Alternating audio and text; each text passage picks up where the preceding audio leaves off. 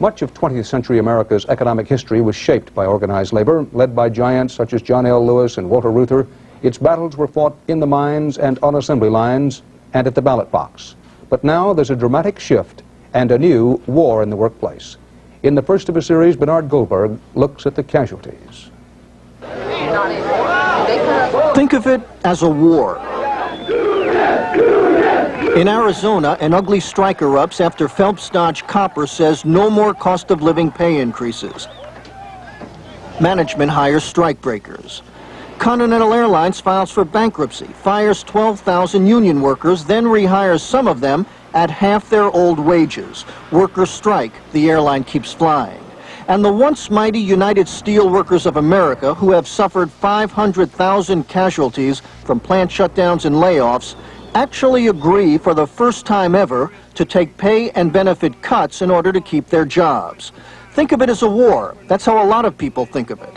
We are under siege. An average worker was making somewhere in the neighborhood of $21 an hour with fringe benefits. They came in and says, hey, we'll give you $11 an hour.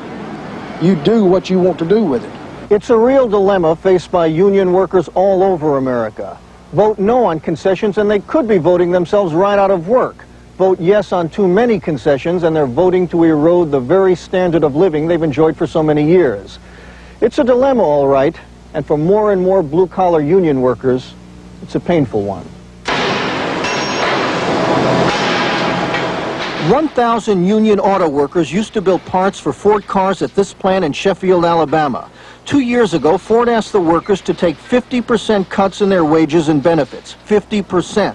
The workers said no, and today, the plant is virtually deserted, a memory of better days. Today, only 45 union workers are left, and by the end of the year, the plant will be shut down completely. 1,000 union jobs gone. What they were asking me to do in cutting my wages 50%, that would have the same effect as taking my house payment and doubling it instantaneous.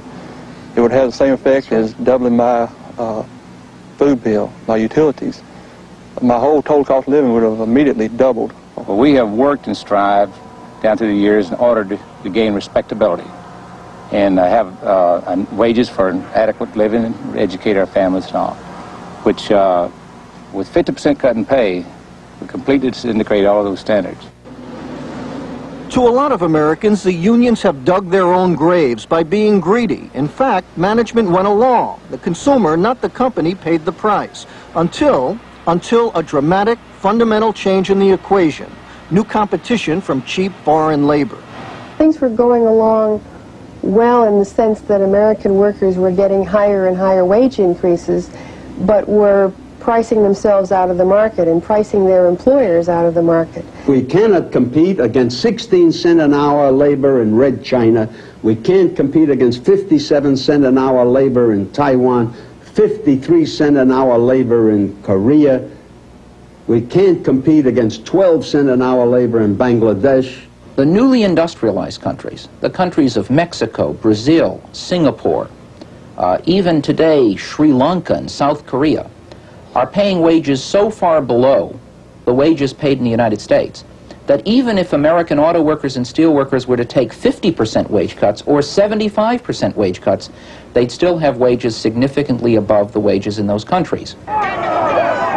And the real fear of unions is that it's not just wage cuts that are at stake. When Greyhound bus workers went on strike, rejecting demands for wage and benefit cutbacks, 50,000 people eagerly applied for the jobs of the 12,000 strikers. So the real fear is that with nearly 10 million Americans still out of work, while some employers really are in trouble, there are other employers, however, who see in the American trauma an opportunity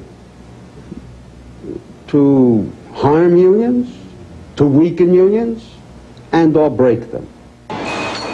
America's labor unions are in trouble. After World War II, 35% of the workforce was in unions. Today, 23%. Unions are in trouble because the industries they work for are in trouble. Both are struggling to come back. And Sonny Kimbrough, who lost his job at the Ford plant, says both will live or die together. There's not no trust, and we've got to accumulate a trust between management and the blue-collar worker. And if we can ever get that trust, I think we can get everything settled, and I think we can get our industries and our people back to work. Think of it as a war. Think of it as a war. Bernard Goldberg, CBS News, New York.